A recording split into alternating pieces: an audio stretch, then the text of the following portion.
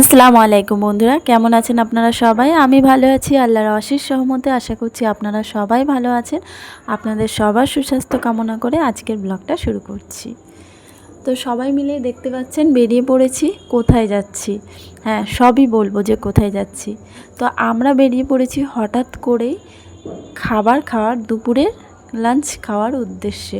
তো আমার একটা বান্ধবীর জন্মদিন ছিল আগের দিন, মানে আমরা যেদিন যাচ্ছি তার আগের দিন জন্মদিন ছিল। তো সেদিন আমার একটু ব্যস্ততায় কেটেছিল, যেহেতু আমি এখানে ছিলাম না। তো তার জন্য আমিও কিছু করতে পারিনি, ওও কিছু করতে পারিনি। তো এটা পরের দিন ও সেলিব্রেট করবে বলে আমাদেরকে একটা রেস্টুরেন্টে নিয়ে এসেছিলো। তো সেখানে আমরা রেস্টুরেন্টে প্রচুর ভিড় থাকায় তো আমরা অন্য একটা রেস্টুরেন্টে চলে এসেছিলাম হাবড়াতেই। আর এই রেস্টুরেন্টটা ছিল খুব সুন্দর, আর এখানকার খাবারও ছিল জাস্ট ওয়াও। খুব সুন্দর সুন্দর খাবার বানায় এনারা। কিন্তু দেখ, আমরা তো তেমন কিছু খাইনি, আমরা জাস্ট বিরিয়ানি খেয়েছিলাম। তো বিরিয়ানিটাই সুন্দর হয়েছিল, এতটাই ভালো হয়েছিল যে এক প্লেট পুরোটাই খেতে পারিনি। না, খেতে পারিনি এই কারণে যে টেস্টি জিনিস না, দেখবেন অল্প খেলে পেট ভরে যায়। তো আমরা সবাই মিলে এখানে বেশ খুব আনন্দে কাটালাম। আর এখানে কিন্তু সবাই সবার বাচ্চাদের নিয়ে আসা হয়েছিল। তো বাচ্চাদেরকে নিয়ে বেশ মজা আনন্দ করলাম, বাচ্চাদেরও খুব ভালো লাগলো। তো মাঝে মাঝে এরকম বেরোনোই যায়, ভালোই লাগে জানেন তো। যাই হোক, সবাই মিলে এখানে বেশ হাসি ঠাট্টা হই হুল্লোড় করলাম। কিন্তু আমার এক বান্ধবী যার জন্মদিন ছিল, সে কিন্তু বিরিয়ানিটা খায়নি, তার নিরামিষ ছিল। আমরা বলেছিলাম যে তোর নিরামিষ, তাহলে এটা পরে হবে। কিন্তু ও জোরাজুরি করলো যে না, আমার নিরামিষ এখন চলবে, তা বলে তোমাদেরকে আর খাওয়াতে পারবো না। তো নিজে কিন্তু নিরামিষ দোকানে গিয়ে নিরামিষ সিঙ্গাড়া এনে কিন্তু ও খাচ্ছিল। তো খুব একটা খারাপ লাগছিল, কিন্তু কিছু করার নেই না, ওই তো জোর করেছিল। তারপরে আমরা বাচ্চাদের জন্য নিয়ে নিলাম কিছু ডেয়ারি মিল্কস, আর নিজেদের জন্য কিছু কোল্ড ড্রিঙ্কস নিয়ে নিলাম। নিয়ে আমরা খাওয়া শুরু করে দিলাম। খেতে খেতে আমরা চলে এলাম হাবড়া স্টাইল বাজারে।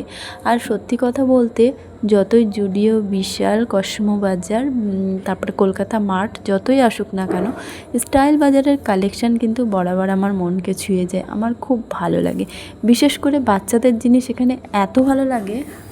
বাচ্চাদের কালেকশানগুলো এখানে এত সুন্দর সুন্দর পাওয়া যায়, আমার তো খুব ভালো লাগে। একদম ছোট্ট ছোট্ট মেয়েদের, ছোট ছোট্ট বাচ্চাদের, আর বিশেষ করে ঘরের জিনিস। হ্যাঁ, বিশালেও কিন্তু ঘর সাজানোর জিনিস কিন্তু দারুণ দারুণ কালেকশান থাকে।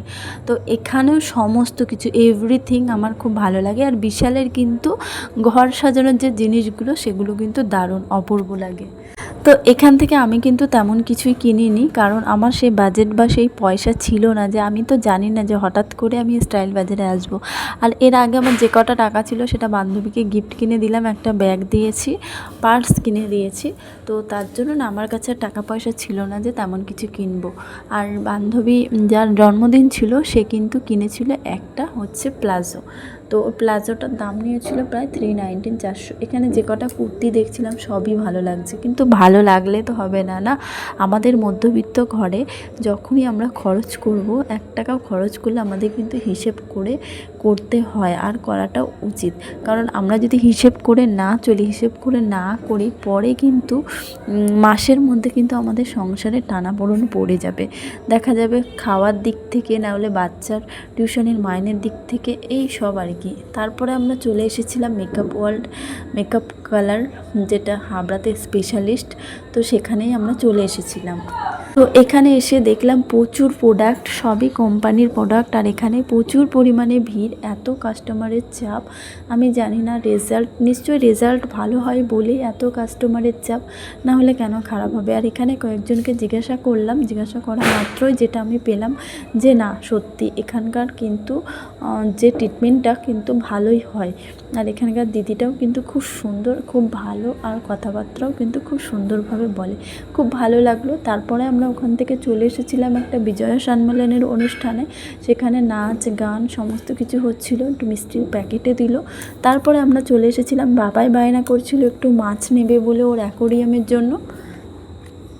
তো বিভিন্ন ধরনের মাছ আমরা দেখছিলাম। তো এখানে অনেক রকমের মাছ ছিল।